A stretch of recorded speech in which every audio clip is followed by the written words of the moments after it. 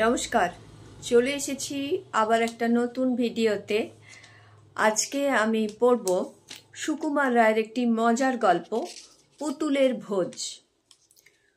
পুতুলের মা খুকি আজ ভয়ানক ব্যস্ত। আজ কিনা ছোট্ট পুতুলের জন্মদিন, তাই খুব খাওয়ার ধুম লেগেছে। ছোট্ট টেবিলের ওপর ছোট্ট ছোট্ট থালাবাটি সাজিয়ে তার মধ্যে কি চমৎকার করে খাবার তৈরি করে রাখা হয়েছে। আর চারিদিকে সত্যিকারের ছোট্ট ছোট্ট চেয়ার সাজানো রয়েছে পুতুলেরা বসে খাবে বলে। খুকির যে ছোট দাদা, তার কিনা 4.5 বছর বয়স, তাই সে বলে পুতুলরা খেতেই পারে না, তাদের আবার জন্মদিন কি। কিন্তু খুকি সে কথা মানবে কেন? সে বলে পুতুলরা সব পারে। কে বলল পারে না? কে বলল যে কখনো কোনো দিন তারা কথা বলে না, কখনো কোনো দিন খায় না? খোকা পুতুলের যখন অসুখ করেছিল তখন সে কি মা মা বলে কাঁদতো না? নিশ্চয়ই কাঁদতো, তা না হলে খুকি জানলো কি করে যে তার অসুখ করেছে? খুকির দাদা এসবের জবাব দিতে পারে না, তাই সে বোকা মেয়ে, হাঁদা মেয়ে বলে মুখ ভেঙচিয়ে চলে যায়। খুকি গেল তার মায়ের কাছে নালিশ করতে।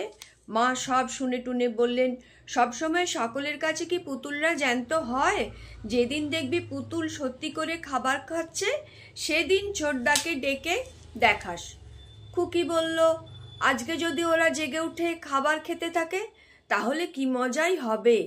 আমরা বোধহয় যখন রাত্রিরে ঘুমিয়ে থাকি তখন তাদের দিন হয়, তা না হলে আমরা তো দেখতে পেতাম।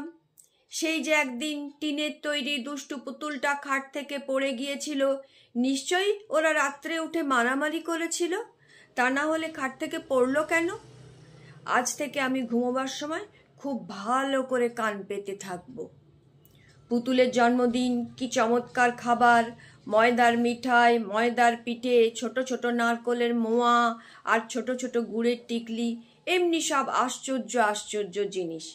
রাত্রে শোয়ার আগে খুকি তার পুতুলদের ঝেড়ে মুছে নাইয়ে খাইয়ে ঘুম পাড়ালো আর বলে দিল, এই দেখ খাবার টাবার রইলো, রাত্রে উঠে খাস। কোথায় কে বসবে, কোনটার পর কোনটা খাবে, ঝগড়া করলে কে কি শাস্তি পাবে, সব বলে তারপর দুষ্টু পুতুলটাকে খুব বকে ঝমকে আর ছোট্ট পুতুলকে জন্মদিনের জন্য খুব খানিকটা আদর টাদর করে তারপর খুকি গেল বিছানায় শুতে। যেমনি শোয়া অমনি ঘুম। খুকিও ঘুমিয়েছে, আর অমনি ঘরের মধ্যে কাদের পা টিপ টিপ পায়ের শব্দ শোনা যাচ্ছে।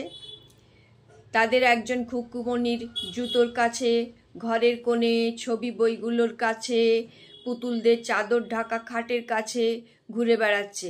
এটা ওটা শুকছে আর কুটুর কুটুর করে এতে ওতে কামড়িয়ে দেখছে। খানিকটা বর্ণ পরিচয়ের পাতা খেয়ে দেখলো, ভাল লাগে না। জুতোর ফিতেটা চিবিয়ে দেখলো, তার মধ্যে কিচ্ছু রস নেই। টিনের পুতুলটাকে কামড়িয়ে দেখলো, ওরে বাবা কি শক্ত। এমন সময় হঠাৎ অন্ধকারে তার চোখ পড়লো টেবিলে সাজানো সব কি রে। দৌড়ে চেয়ার টেবিলে উল্টে এক লাফে টেবিলের ওপর চড়ে সে একটুখানি শুকেই ব্যস্ত হয়ে বলল, কিচ কিচ কিচ। তার মানে, ওগো শিগগির এসো, দেখে যাও। অমনি টিপ টিপ টুপ টুপ ট্যাপ ট্যাপ ঠপ করে সেই রকম আরেকটা এসে হাজির।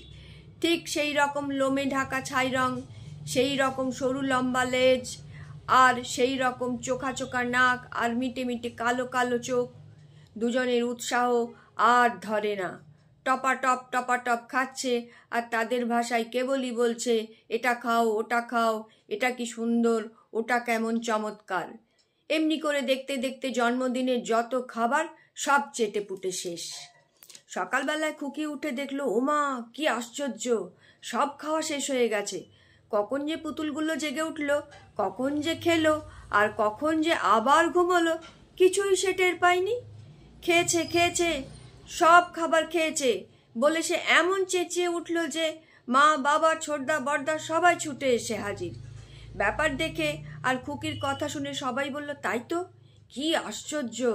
খালি ছোটদা বলল, তা বই কি, ও নিজে খেয়ে এখন বলছে পুতুল খেয়েছে। দেখ তো কি অন্যায়। আসলে ব্যাপারটা যে কি তা কেবল মা জানেন আর বাবা জানেন, কারণ তারা ঘরের কোণে ইঁদুরের ছোট্ট ছোট্ট পায়ের দাগ দেখেছিলেন।